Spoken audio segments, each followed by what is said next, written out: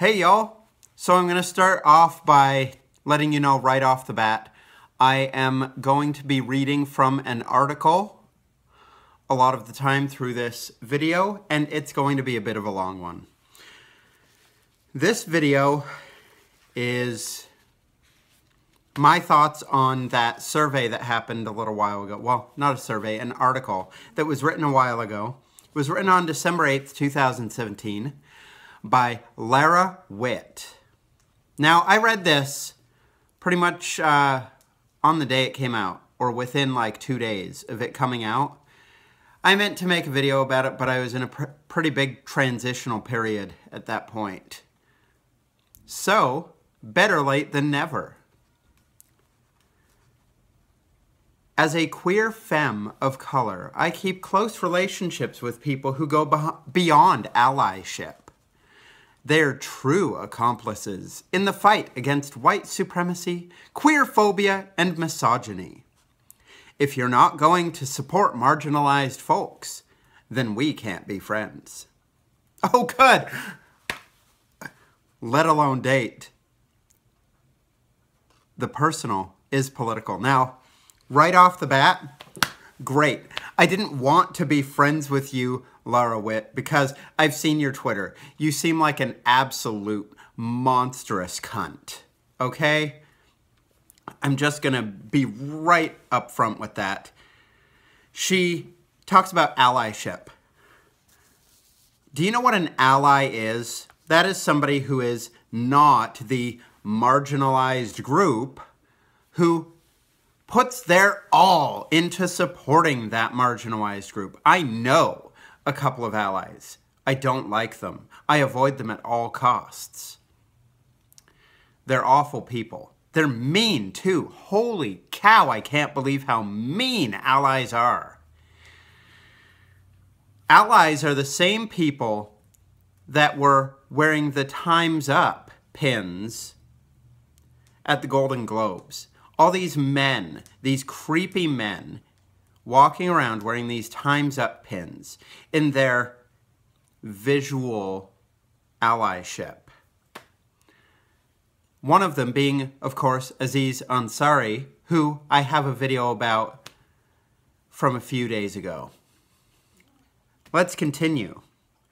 She also talks about the fight against white supremacy, which apparently that's just ongoing. Every white person just wants supremacy unless they are a full-on ally. If I'm not saying how much I hate white people every single day, I'm a white supremacist. Oops. Queerphobia. Queerphobia. Not homophobia. Not transphobia, which is bullshit. So I won't date a trans, whatever the hell gender it became. Whichever of the two genders it ended up becoming. That's not transphobic. That's just me having preferences for women. But queerphobia. Queer is such a nebulous term. Queer is this term that no matter what meaning you attribute to it, someone in the queer community is going to find your meaning wrong. I've heard queer described as changing your sexuality or your orientation or whatever at random. I've heard it described as a lot of things. So, if you want to call me queerphobic, again, queerphobia doesn't even exist, so go ahead, call me that. Whatever, I don't give a shit. And misogyny. We all know now that that's an outdated buzzword. It's just like yelling racist at somebody because they disagree with you on which is the best ice cream flavor. Well, I like chocolate ice cream. Really? I tend to like the Moose Tracks. Oh, that's because of all the vanilla in it, isn't it? You racist! I literally can't even. Continuing on, the personal is political.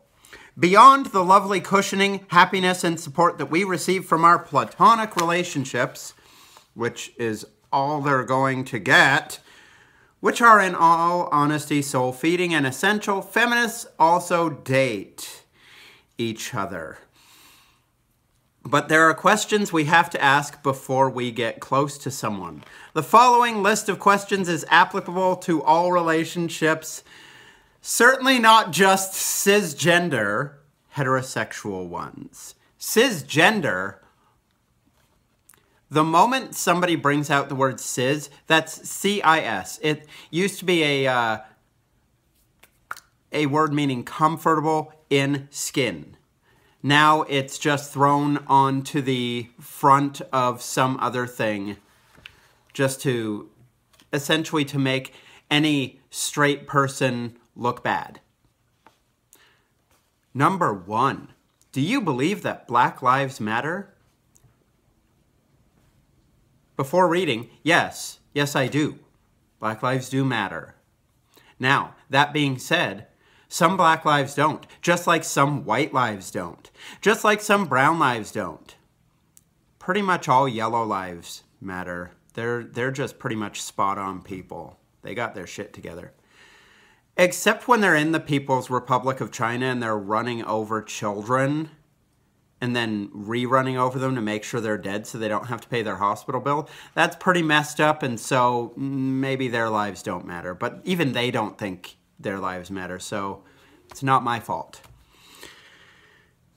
Do you believe that Black Lives Matter? Yes? Wonderful. Let's start here.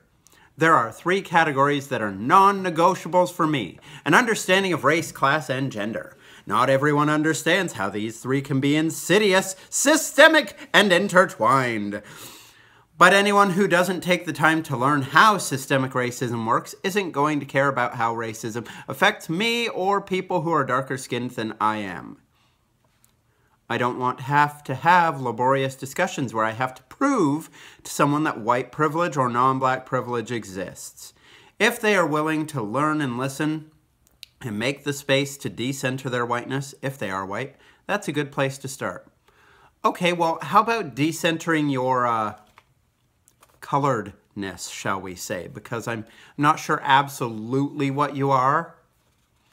I suppose you identify as a black woman. That said, I don't believe in systemic racism. I believe that systemic racism once existed. I believe that there are pockets of what remain of systemic racism, but when it comes right down to it, if there is any systemic racism, it's a lot of virtue signaling, and it's systemic racism toward white people. Barack Obama got elected specifically because a lot of people don't want to appear racist. He got elected on the base of virtue signaling. So, I don't know. I guess, Lara, you and I probably wouldn't be so compatible. Luckily, I've been married for 13 years to someone that I love very much, and am not looking to change that anytime soon. I'm going to end this video on this second point, and I will start a new video on points 3 through 10, because my introduction was super long. So, number 2. What are your thoughts on gender and sexual orientation? That's an interesting question. I think there are 2 genders, and I think that you can be heterosexual, homosexual, and bisexual. I do not believe in demi-queer people. I do not believe in people that are foxkin or dragonkin or transracial. All of those things are made up because people are so damn spoiled nowadays, and so they are so not put upon that they have to create things to make themselves victims. That's how I see it. Let's see what she says. The gender binary is a tiny box, and I wish it didn't exist. But it does. Of course, a tiny thing is going to bug the shit out of someone who is freaking intersectional. I'm sorry, I'm forgetting words today. I'm a retard. Oh no! That goes on one of those last questions about ableism. You're gonna love it. I wouldn't want to be with anyone who is queerphobic. Oh well, thank the dear sweet Lord, Lara, we don't have to get married.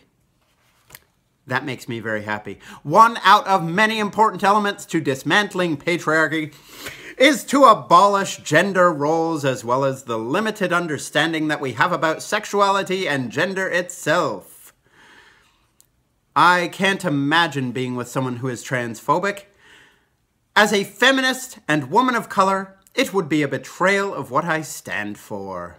Ignoring trans misogynoir, new term, would be to deny one of the biggest, most despicable problems that we face. Now, what is trans misogynoir? Come on, let's talk about it. Okay, so they took misogyny and they took noir, the French word for black, and they stuck them together like two little Lego pieces. Except, in this case, it's like a Mega Bloks and a Creo piece, because they're both shitty, and created misogynoir. You are essentially putting down both black and woman people. That's amazing. Hey, this is going to be the end of this segment. Please, please, stay tuned for part 2. Dieu, see that? Noir, misogynoir, misogydieu. Let's go. 54, 55, 56, like, subscribe, 58, 59, and 0.